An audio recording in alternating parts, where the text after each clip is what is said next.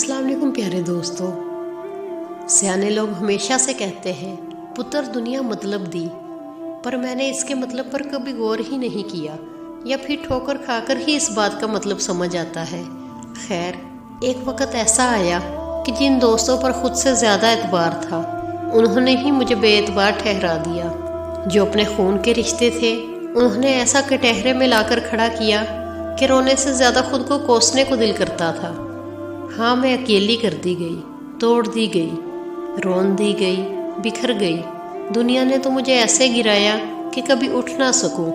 फिर मुझे पता चला कि जब आप इस काबिल नहीं होते कि आपसे कोई मतलब निकाल सके तो ऐसे ही अकेले कर दिए जाते हैं।